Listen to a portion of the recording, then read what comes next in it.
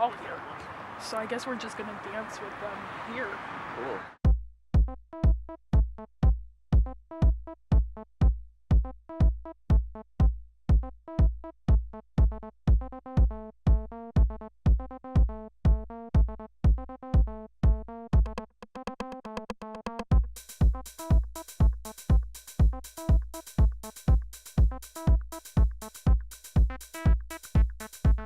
Hello, today we're talking with Acid Farm and the Belmont Goats. I'm Nalina.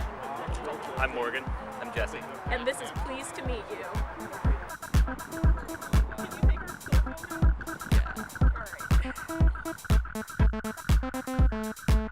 So you guys formed your group, Acid Farm, by way of parties. How did that happen? Well, we used to throw these parties that were really tiny parties because, I mean, you guys have been doing a dance party before, and like if it's in a really big space and there's just like a couple people there, then it's kind of not that fun because like you kind of got to be the person that gets the party started.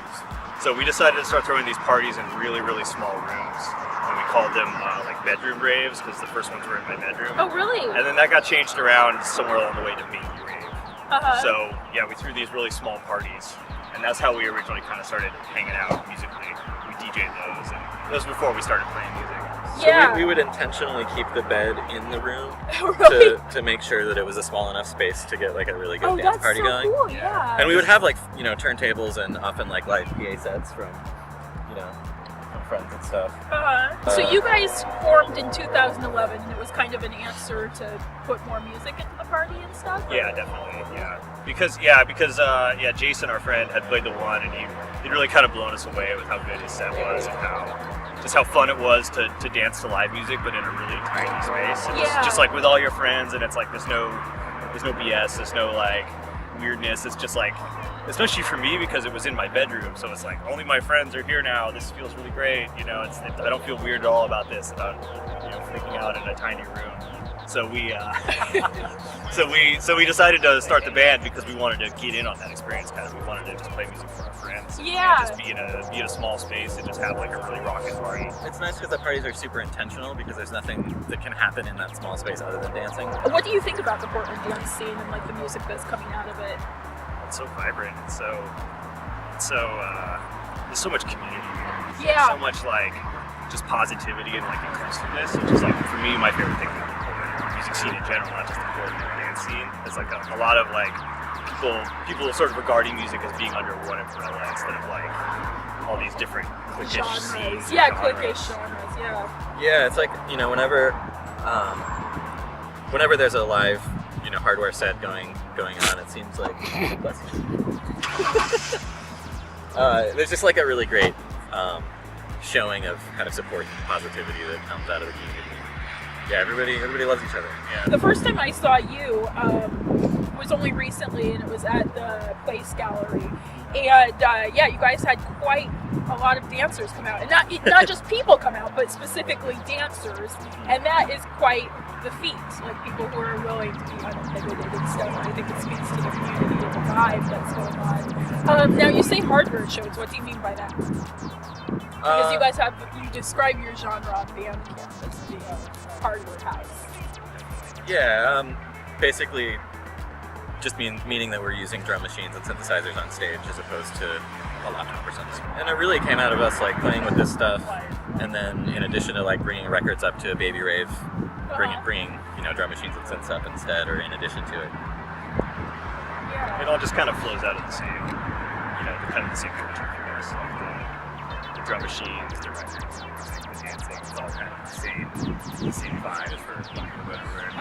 And it's fun to play parties like that one at the mall, the place gallery party, because it wasn't specifically a dance party, which is kind of more what we're used to doing. Yeah. But it's great to play like other kinds of parties and get, you know, people dancing and bring the dance party to non-dance parties, I guess.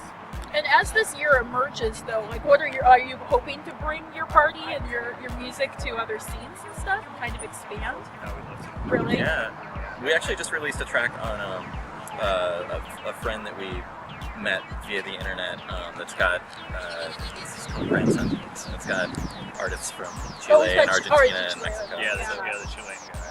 That's definitely the furthest from like our scene that we've probably been. It's nice. It's really cool to like connect with people Yeah, all over the world. It was cool because it was kind of a random just web interaction, and the person was like, "Hey, you should send us, or you should do a remix for us. You should send us a track." And we were really into it because we liked his music, and we also liked that he was just from a completely different place. Yeah. So it was an opportunity for us to like cross-culturally see each other's scenes. You know, we could send our music down there, and he'll send his music up here, and you know, that way we get like more international community. This community doesn't have to be like a face-to-face thing necessarily. It's things like music, location specific. Speaking of the internet, some of your tracks have vocals on it, and apparently those are sampled from YouTube. How do you find out what you're going to sample, or how do you just hear a sound and be like, I want to turn this into a track, or what?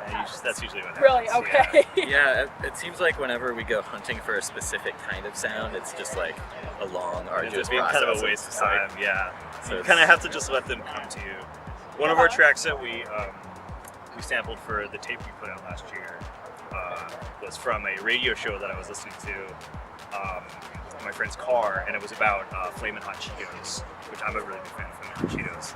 So it was all about how all the kids, love Flamin' Hot Cheetos, and this little girl is like, when I eat Flamin' Hot Cheetos, I just get crazy. They just make me so crazy, and I was like, oh, that's perfect. That's perfect. So that's and I hunted it. So fortunately, some kind soul had archived this radio show on YouTube, so I was able to grab this sample, and it became, we wrote the whole song based on this one.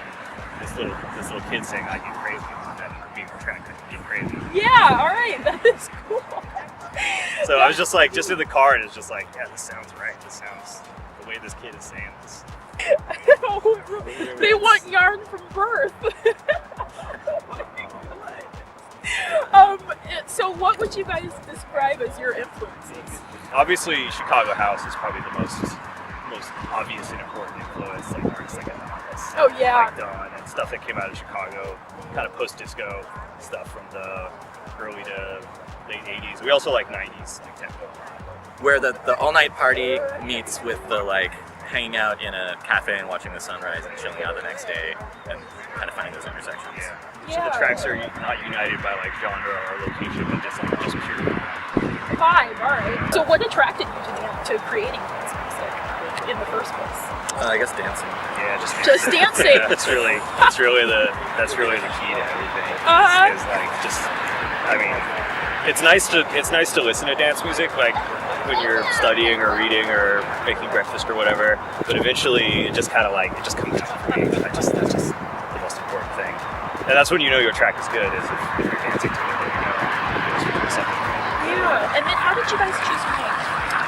Oh yeah. Well, it's kind of a play on another band's name. The band is called Acid Horse.